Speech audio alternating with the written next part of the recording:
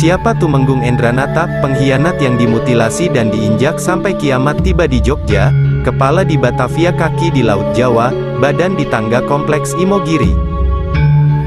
Sejarah Indonesia mencatat sosok pengkhianat yang sampai kiamat jenazahnya akan diinjak-injak di tanah Jogja.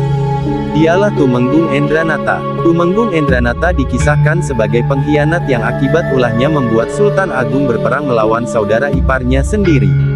Adu domba yang dilakukan Tumenggung Endranata menyebabkan kerugian tak terperi bagi kerajaan Mataram Islam.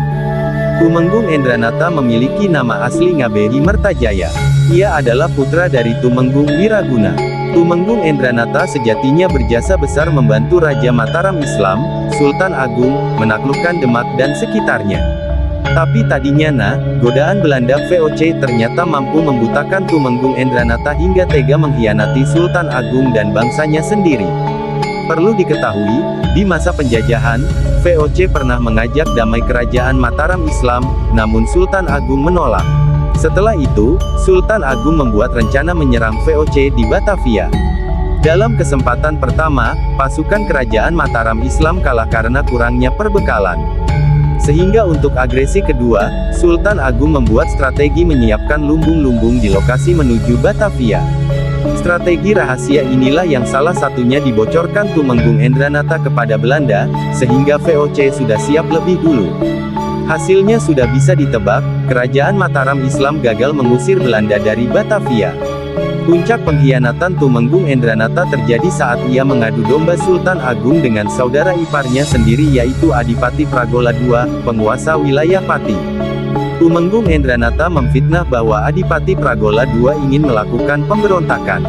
Mendengar itu, Sultan Agung menyerang Pati. Bersenjatakan tombak Kiai Baru, sang Raja Mataram Islam memimpin sendiri penyerbuan Pati ini. Perang pun pecah, pasukan dari dua kubu gugur bergelimpangan. Dan tombak Kiai Baru jadi alat pencabut nyawa Adipati Pragola II di tangan Sultan Agung, saudaranya sendiri. Terdapat versi lain yang menyebutkan bahwa Sultan Agung menyerahkan tombak kepada lurah bawahannya untuk kemudian dilemparkan ke sang penguasa Pati.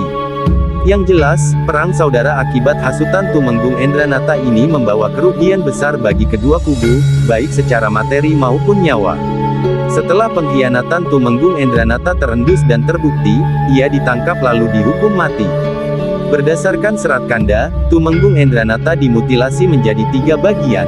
Kepala dipancang di alun-alun Batavia, kaki dibuang ke Laut Jawa, dan badannya dikubur di anak tangga makam Raja-Raja Mataram di Imogiri, Yogyakarta.